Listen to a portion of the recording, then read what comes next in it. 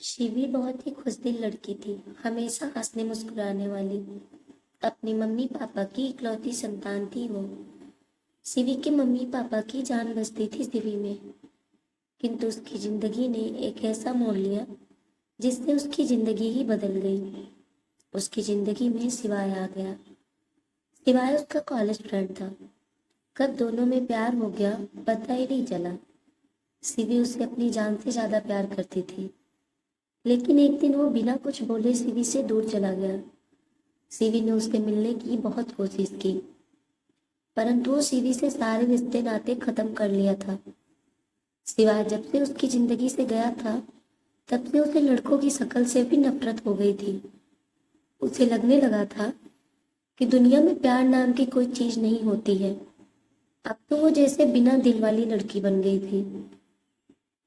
उसे कुछ भी महसूस नहीं होता था, क्योंकि अब उसे लगता था कि इससे ज्यादा बुरा उसकी लाइफ में अब और क्या होगा। उसके मम्मी पापा अपनी बेटी को इस दर्द से निकालना चाहते थे, इसलिए उन्होंने शिवी के लिए एक रिश्ता देखा। वो अपने पापा मम्मी के बोलने पर तैयार हो गई, एक अजनबी लड़के से शादी करने के लिए। शिवी के पापा ने कहा, एक बार लड़के से मिल लो, अगर तुम्हें पसंद होगा तभी शादी की बात आगे बढ़ाई जाएगी। शिवी ने लड़के से मिलने के लिए मना कर दिया। उसका कहना था कि जिसको मैं इतने सालों तक साथ में रहकर नहीं पहचान पाई, तो अब एक छोटी सी मुलाकात से एक अजनबी को क्या पहचान पाऊंगी। लेकिन लड़का तुमसे मिलना चाहता है, शिवी के पापा ने कहा। ये सुनकर शिवी ने मिलने के लिए हाँ कर दिया। वैसे भी शिवी को अब किसी भी बात से कुछ फर्क नहीं पड़ता था। शिवी के मम्मी पापा चाहते थे कि शिवी अकेले मिलने जाए, इसलिए शिवी का मिलना तय हुआ डिनर पर। वैसे भी अब उसे कोई फर्क नहीं पड़ता था किसी भी बात से। उसके हाथ में जो आया उसने पहन लिया और मिलने चली गई। शिवी के पहुंचने से पहले ही वो शिवी का इंतजार कर रहा था। वो जाकर उसके सामने बैठ गई। वो बहुत उतावला हो रहा था शिवी से बात करने के लिए, किंतु शिवी लड़कों के इस उतावलेपन से वाकिफ थी। ये उतावलापन हर लड़के में होता ही है पहली मुलाकात में। सिवाय उसे छोड़कर गया तो, लेकिन जिंदगी का बहुत बड़ा सबक सिखा गया था। उसने शिवी को उदास देखकर उनसे पूछा, क्या हुआ, कोई प्रॉब्लम है क्या?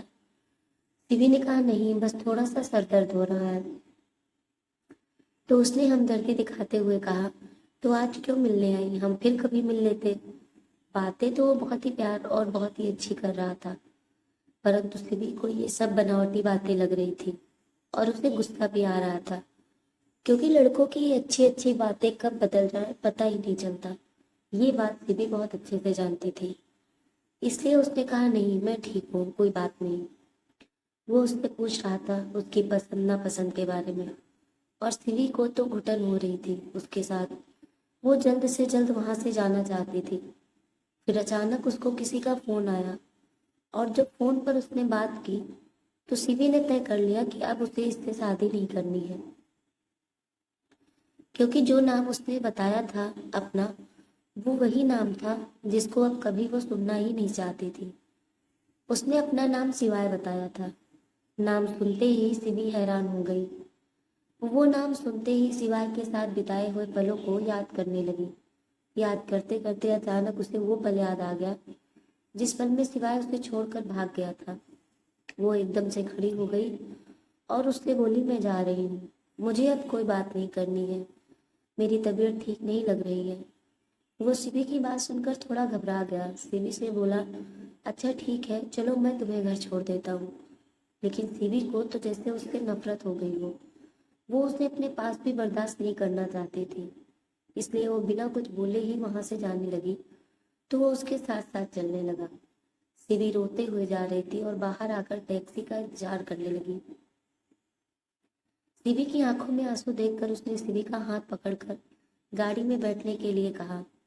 उसने जैसे ही शिवी का हाथ पकड़ा तो वो आग बबूला हो गई और शिवी ने सिवाय के गाल पर जोरदार एक थप्पड़ मार दिया और बोली, तुम्हारी हिम्मत कैसे हुई मुझे छूने की? तुम लड़के अपने आप को समझते क्या हो? जो तुम्हारा मन करेगा वो करोगे, जब मन होगा हाथ पकड़ लोगे, जब मन होगा छोड़कर भाग जाओगे। उस सिवाय की भड़ास इस सिवाय पर निकल गई। वो तो हक्का बक्का सा चुपचाप सिवी को ही देखता रह गया। टैक्सी आई और सिवी उसमें बैठकर अपने घर वापस चली गई। घर जाकर वो घंटों अपना कमरा बंद करके रोई। उसके मम्मी पापा के पूछने पर भी उसने कुछ नहीं बताया, क्योंकि उसको अपने किए का कोई पछतावा भी नहीं हो रहा था। उसको ऐसा लग रहा था कि जैसे उसने इस सिवाय को थप्पड़ ना मारकर उस सिवाय को थप्पड़ मारा हो। रात में वो सही से सो नहीं पाई, इसलिए सुबह उसकी नींद थोड़ा देर से खुली। बाहर से मम्मी के बुलाने की आवाज़ आ रही थी। उसने दरवाज़ा खोला तो उसकी मम्मी ने कहा, जल्दी तैयार होकर नीचे आ जाओ, सिवाय और उसके घर वाले आए हैं तुमसे मिलने। वो समझ गई कि कल वाली बात से सिवाय नाराज होगा और शादी के लिए मना करने आया होगा, लेकिन उसे किसी भी बात का कोई डर नहीं था। वो नीचे गई और जाकर सबके पास बैठ गई। कुछ देर बाद उसकी मम्मी उसे अपने पास बुलाती है और कहती हैं कि हम सबके लिए खुशी की बात है, सिवाय और सिवाय के घर वाले इस शादी के लिए हाँ कर दिए हैं।